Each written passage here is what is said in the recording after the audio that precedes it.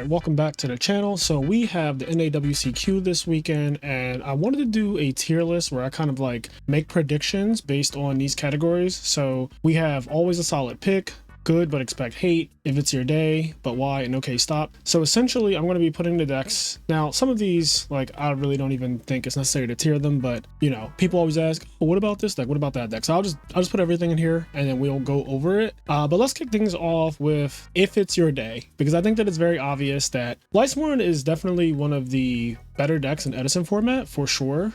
I respect the deck a lot. I think it is good. When I say Lightsworn, I'm talking about the deck that plays Wolves, because sometimes Christia Sworn doesn't play Wolf, sometimes it does. But Lightsworn is, you know, no Christias at all. You're just going full on JD is my win condition for the most part. And yeah, I think that this deck is solid, but you can also very easily lose playing Lightsworn just because you're drawing the wolves that you're supposed to be milling.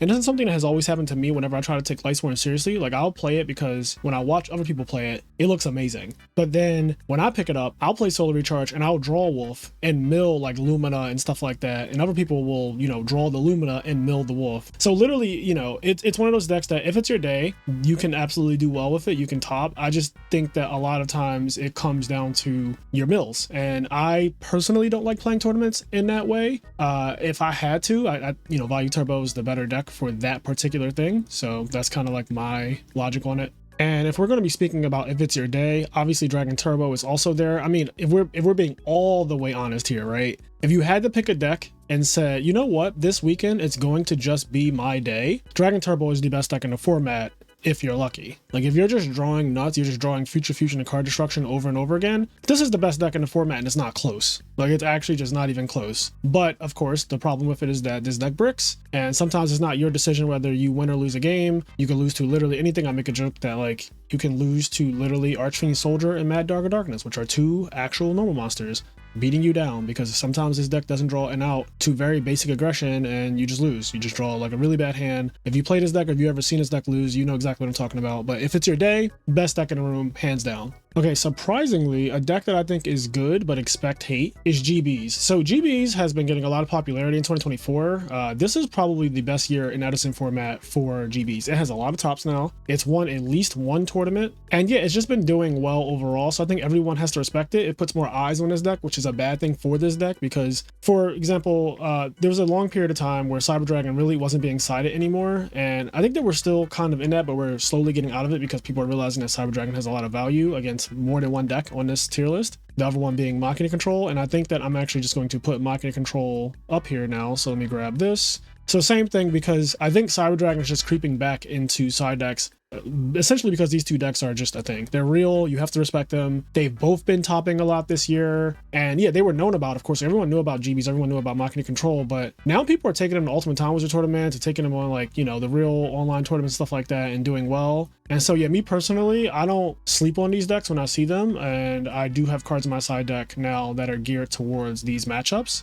And in the but why category, I would say we have Summon Cat good. So I like Rescue Cat as a card. You know, I like a lot of the things that the deck can do in terms of Arabellum being pressure on open fields and all that. But at the end of the day, if your goal is to really win the tournament, like you want to win the Ultimate Time Wizard tournament, I think that you're kind of handicapping yourself by trying to play Cat like as a deck. You know, like this card is played in, you know, Glabby, stuff like that. But trying to play the Cat deck with like Spies or whatever brew you came up with, and the goal of it is I want to resolve Rescue Cat and hopefully win, it's just not a reliable win condition in 2024. And I think that a lot of decks power creep it, so that's kind of my vibe with it. And then let me just grab a couple of these and put them in the okay stop territory. So Gravekeepers, this deck is just not ready yet. I know that a lot of you want to make Gravekeepers happen. Edison is too early. It's missing Recruiter, it's missing Duality, it's missing Solemn Warning. It's just too much. It's not ready. It doesn't have enough pressure. It doesn't have enough monsters to justify you flipping Spy and ending the game like it does at the end of the year in 2010.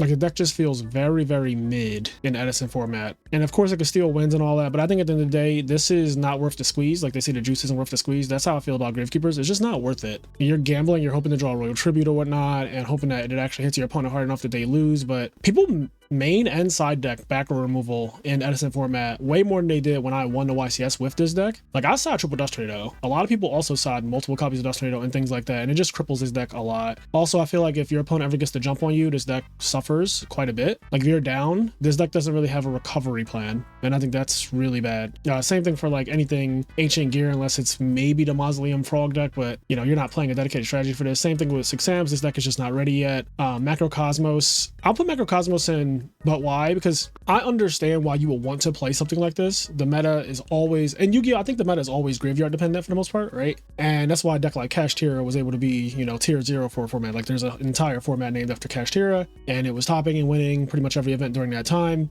In Edison, this deck just isn't good.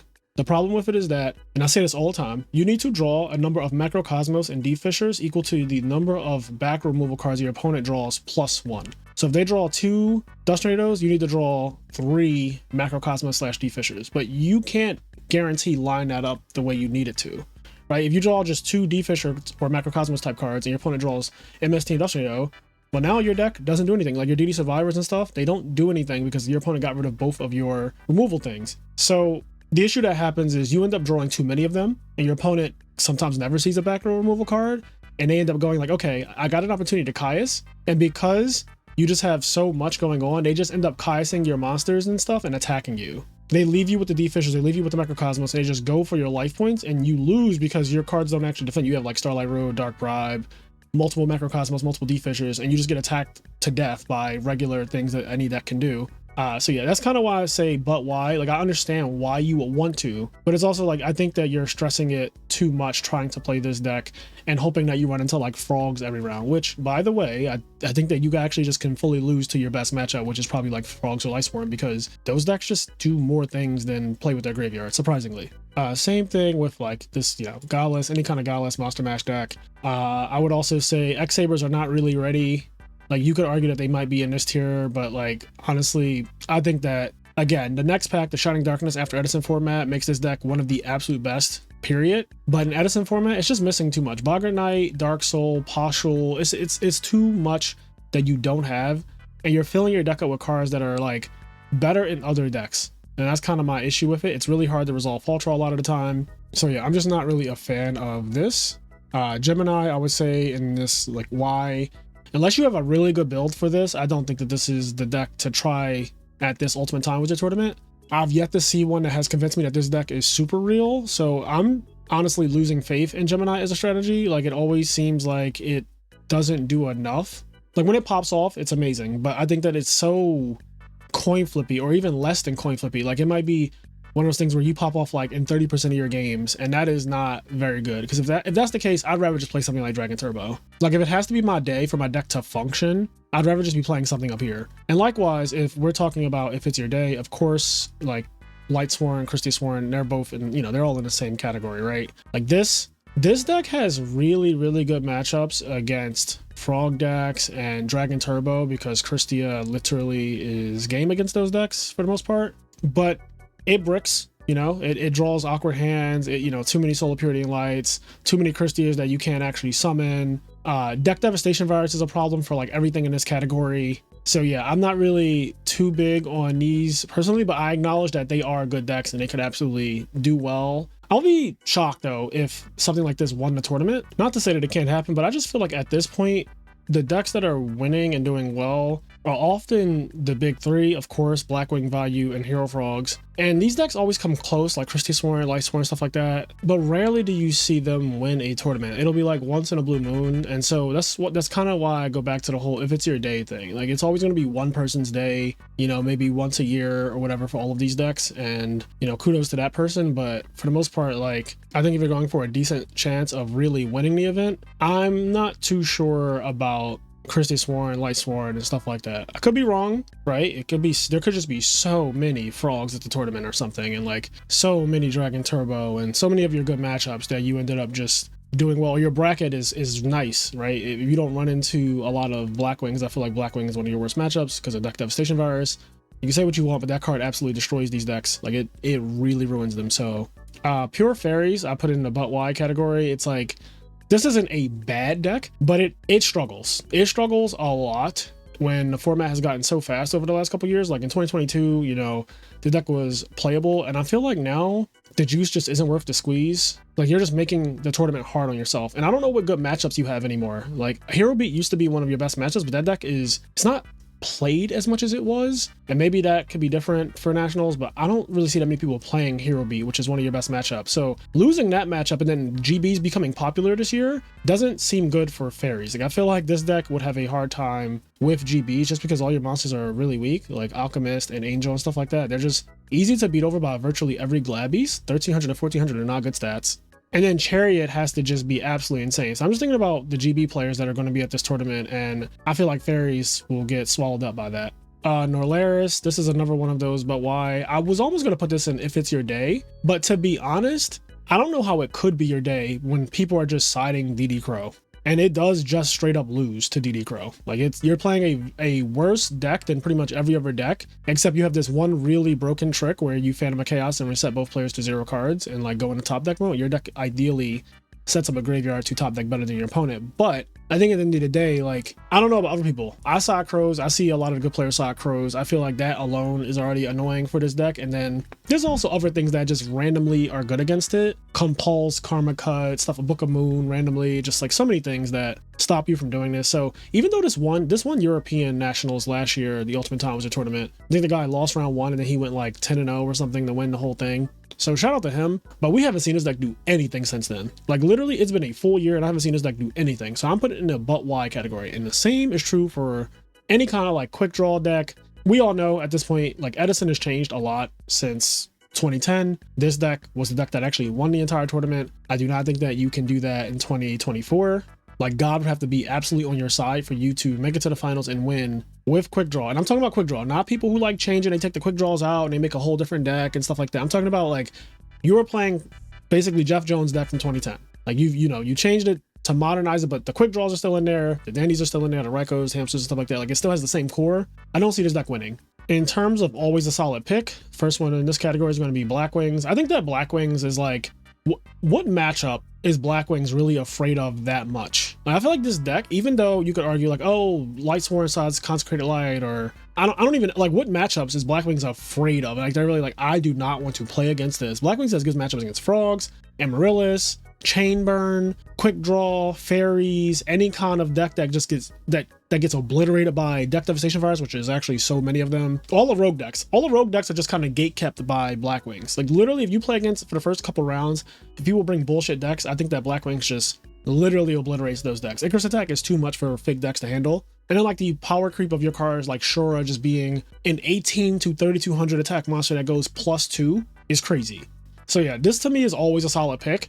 Even if people hate on Black Wings, I don't even know what solid hate is against it because it kind of has plans for everything. It's just a really solid pick at every tournament. And I would also say that Vayu is up there because Vayu is a deck that I don't know what is really good to side against. I think the whole community agrees that like Vayu is a deck that's hard to side against. Like you can side Crows, you can side Compulse, you can side Deep Prisons, you can side Karma Cut, you could do all of these things. But at the end of the day, when Vayu just is having its way, you know, like their mills are kind of nice and not even like crazy nice. Like I just milled a Vayu, right? Like so not anything like OD. It's just like I milled a Vayu or I milled a Sirocco or a Gardener or a Plague. And like if they draw one of their broken cards, the Dark Arm, the Burial, the Return, stuff like that. Like if they just play their very normal game plan, it's hard for them not to be able to play every single game. Like you rarely see this deck get non-gamed except by maybe one of the other decks in the big three. So Blackwing, Hero Frog, and the Mirror Match, of course. But yeah, it's always a solid pick. Like I don't think that I would ever say to someone, why are you playing Vayu Turbo for this event? Like that, I would just sound crazy. Like Black Wings, Vayu Turbo is like, yeah, it's kind of like a shoulder shrug. Like, yeah, I mean, you have a shot to win just by playing these decks. Like literally putting these decks on your deck list, you just have a shot to win automatically. I think Amaryllis is also in this good but expect hate tier. So I like this deck a lot. I have a lot of respect for it. And I think that it's a deck that, so it randomly has a hard time with Fossil Dyna and Dust Tornado. Those two cards are really good against it. Things like DD Crow I don't think are that good. I think Karma Cut's good against it as well. Crow is very sketchy because they like Miracle Fertilizer and you Crow. So now, not only does the Miracle Fertilizer stay, but they can now normal summon and stuff too. And that's one of the best ways that you can even use DD Crow. And like crowing the Amaryllis on the end phase is like just okay because their whole deck is designed to DDR it back and all that. So I think that the good hate against this deck is Fossil Dyna because not because of the normal summon effect, even though that could be good. The flip effect of Fossil Dyna is so good against it. They don't play Caius. They don't really play any way to check a face down monster. So like, if you have like Titanio and tokens and Amaryllis on the field, you will feel really strong, and then somebody could just go set Fossil Dyna and you can't do shit. Like, there's not a single thing that a set Fossil Dyna gets checked by in Amaryllis. So between that and Dust Tornado being good against this deck because you play what? Hidden Armories, DDR, Mark of the Rose, Miracle Fertilizer. You just have so many like continuous spell cards or spell cards that stay on the field. And if they get Dust Tornado, sometimes you go minus, like DDR. DDR, discard a card, I go Dust. Now you just went minus. So it's a good deck, but you know, expect hate because it is popular now. People know about it. I think people have played against the matchup enough to know. I think that one of the strengths of this deck before was that no one really knew what the hell was going on, and now we kind of all have had like a year or so to really fester in it, and it's like, okay, I know how this deck works. Not saying that that's going to mean that you beat it, but if you know how it works, that obviously impacts the game a lot. So I think Chaos Fairy variants are good, but expect hate, and the hate being Deck Devastation Virus. You just have to know going into a tournament that no matter what, you could just lose an entire round because you got DDV'd at a bad spot or turn one or whatever, and that's just unfortunate, but it's the life of all of these kind of decks. I think it's a much better deck than standard fairies. Yeah, I don't really have any issues with Chaos Fairies. Like, I've praised this deck a lot. I think that it's genuinely a good Christia deck, maybe the best Christia deck in the format. And there's been a lot of cool lists popping up this year, but in terms of where I think it stands for NAWCQ, I think it is a good deck. You just have to be ready for really just deck Devi. I think deck Devi is like the main card. Other than that, you can play, right? Like, you can just play the game if anything else happens. Gadgets I would put in the butt wide territory. I just think that like, so I don't think gadgets are bad. I've said this before on other tier list videos. I don't think it's bad. I just don't know why out of all the decks, I don't know why you'd play this deck for a tournament where the prize is like $5,000 or more. Like, I don't know if I would ever throw this deck on, I'm trying to, because if you want to win, I don't know if gadgets is the deck that's going to ever be able to do that in Edison currently. Like, the way Edison is just set up, like, again, Cyber Dragon's becoming popular again. Decks just play hamsters, which is a really big problem for this deck. Like, it just walls it off really well. So yeah, I'm not really a fan of this for an Ultimate Time Wizard. I think that if you want to play gadgets, you play this for like an online tournament, something that you can play in your bedroom. And it doesn't matter. It's very low committal. You didn't travel there. You didn't book a hotel. So you're like, fuck it, I'll just play gadgets. I don't really want to think. Just want to play gadgets. Zombies, definitely good, but expect hate. Same thing. Like, the deck is good and is better in the hands of a good player. Like, that's true for every deck, of course. But zombies, I think, really, really needs a good player. Otherwise, the deck looks kind of bad. And you always can expect hate because I feel like every trap card in the format is good against zombies in some way. Like, bottomless on the Brionic, it doesn't get priority. DD Crow, Compulse, like little oppression, God forbid, Icarus attack because you need 2 cards to do anything in this deck. Like, every trap is good against zombies, so you're always expecting hate, and I feel like that definitely affects the outcome of a lot of its games. So yeah, I would say zombies is another deck that it's good. Like, I don't think I'll ever put zombies in a category of like, oh, it's not a good deck or it's bad or it needs to be your day. I think that like you just have to be able to navigate through the hate. Flamvel, it's like, why? Like, I'm not really sure. Miracle Fusion is a card in this format that simply exists. And I feel like Rekindling is just a much worse Miracle Fusion. Because, like, what are you doing? You rekindle and you make an 8-star synchro, right? That's what you do. That's what you do, like, every single time. And there are not many good 8-star synchros in Edison format. Like, the ones that we have in Edison format are really mid compared to later in the game where you get, like, Scrap Dragon. So, Flamvel's in this weird spot where you need a graveyard setup in order for the best card in the deck to function. But if that's what I'm trying to do with my deck, I'd rather it just be Miracle Fusion, which summons Absolute Zero. And that's like the best extra deck monster in the entire format next to Brionic. So yeah, I don't really have a high opinion about Flamvel. I never have, and I don't think I ever will unless somebody really cooks. But as of right now, I've yet to see a Flamvel deck that makes me say, oh yeah, sure, like play that at the tournament. Like, no, it's like, but why are you playing this? Evil Hero decks, Rock decks, stuff like that. It's like, I don't know. This deck is kind of in that untested, underexplored thing. It had a small blip where it was talked about. I talked about it on the channel. I said it has some really good interactions, but for the most part, like, no one plays it. I don't see anyone entering tournaments with it anymore. I don't see anyone covering it. It's just kind of fallen to the wayside. So I don't know if this is the tournament where you risk it on Evil Hero per se.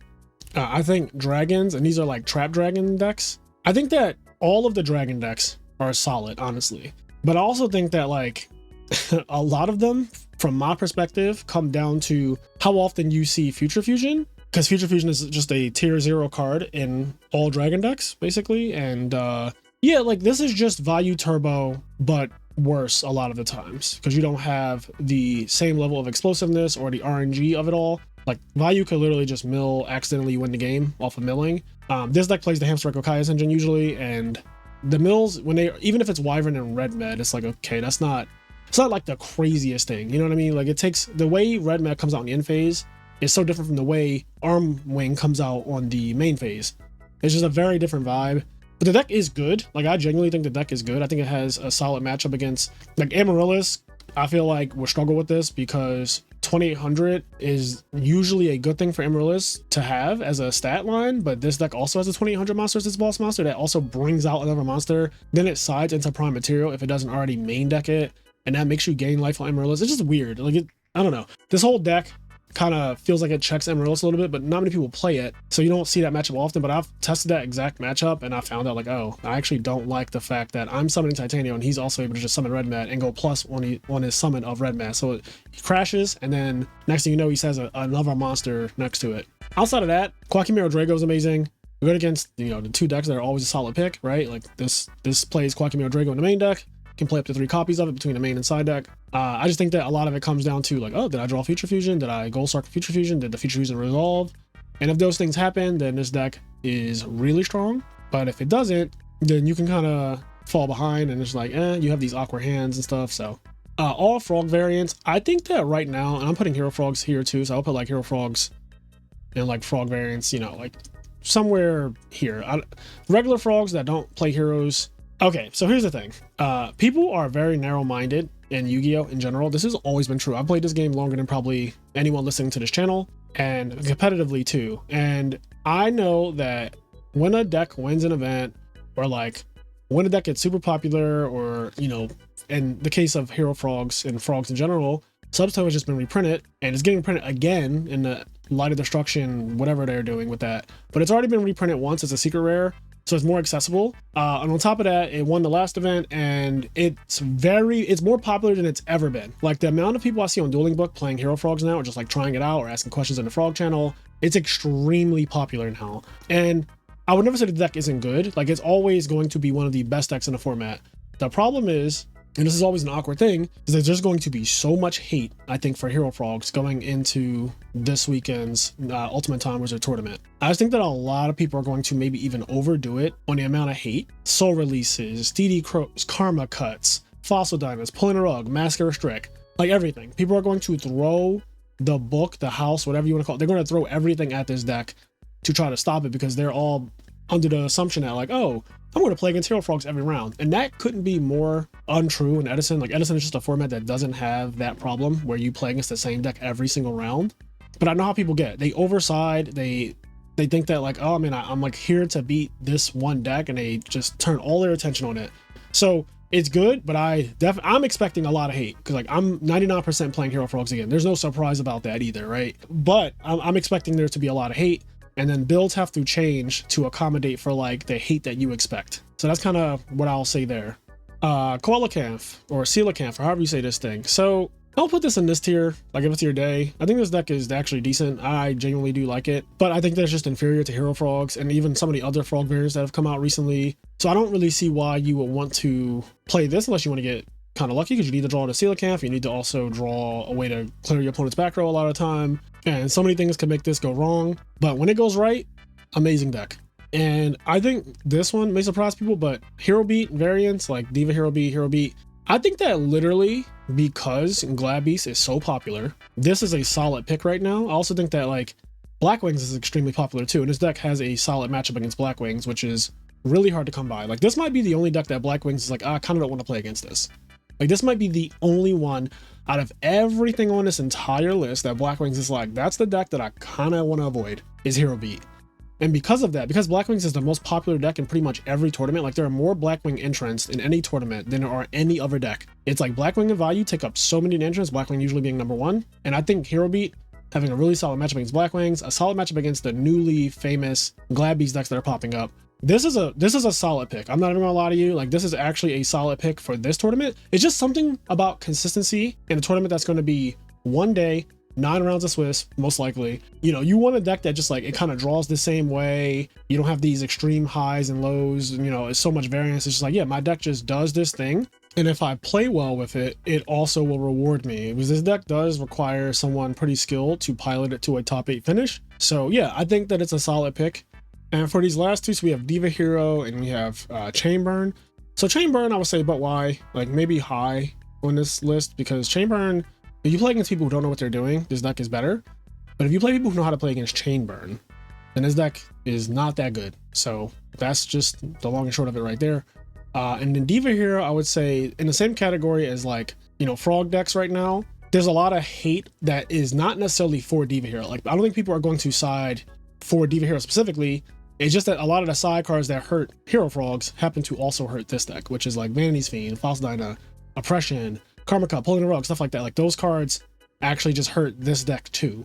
So it's awkward that you end up suffering because, oh, the person looks at their side deck and they're like, oh man, like there's actually a pretty good card against this deck. So they will put it in. When this deck draws nice though, it is one of the best decks in the format. Like the Future Fusion hands with like Diva and all that, you make like Stardust, set traps. But you know, those OTK-ish hands like Summon Greffer and Pitch and send Discard Molly and send Plague and stack and do all this. And then the next thing you know, there's like a Miracle Fusion coming down. It's like all of a sudden they drop like 4 monsters on you out of nowhere and you're losing. So the deck is good, but always expect hate when you're playing Diva Hero. I hear a lot of True Hero stories about, you know, his tournament runs, and oftentimes like he creams people, but then when he does lose, it's always because of some like extremely hateful side deck shit that happened. So yeah, this is like how I feel going into the NAWCQ. These are like my kind of like predictions and stuff. So if I had to guess, because I feel like this deck is a little due for a win now, I will say that Blackwing is the deck that probably has the pressure of needing to win this tournament. It hasn't won an Ultimate Time Wizard tournament yet. I think that's a little weird because it is one of the absolute best decks in the format, and honestly, no one can really deny that. It's won so many other tournaments, but it just has yet to take an Ultimate Time Wizard tournament. And I think that's just strange. So if Blackwings takes it this weekend, would not be surprised. It's long overdue. Someone made a comment that said, like, I think it was Sizzle, but he was saying that I just don't think that there are many good Blackwing players in the US because there's so many Italians who play Blackwings and like they're insane at it, mainly Ludo, and there's also Yon Daime and stuff like that. So there are people who play this deck and they do really well with it online, but they're, you know, they're not in the United States, so we never see them at tournaments. And I don't know who is like the spokesperson for Blackwings in the US. Like, I don't think that we have a Blackwing player who's an American and they're known to be like this insane Blackwing player, which is actually so strange, right? Like, you have several people who you can say like, oh, like this is the Hero Frog, oh, like I'm the Hero Frog guy, and you have like, here's the Diva Hero guy, and you even have like, here's the Value Turbo. There's like a couple of those, but here's the Value Turbo people. But I don't know who the spokesperson would be for Blackwing, unless I'm missing something. But like, I don't think that I can attribute it to like one person being like, oh, that's that guy with Blackwings. Nuts. So that's kind of my take on it. Let me know what you guys think. What are your predictions? Do you think that a deck is going to win? Like, or do you just have in your head, like, I think this deck is going to win. I think this deck is just better than all the others. Do you think that I'm sleeping on a deck and you don't understand why it's in a certain tier? Let me know in the comments. Like, I honestly want to hear what you guys think about this whole thing. But yeah, wish me luck. I will be there this Thursday at the NAWCQ, just chilling, getting some barbecue, hanging out, and then on Saturday and Sunday, it will be time to compete. And I'm hoping to get another win. That would be great. Top 8 finish. That'll also be great, but I really would love to win, obviously, back to back. That'd be insane. So yeah, root for your boy, and I'll catch you in the next one. Peace.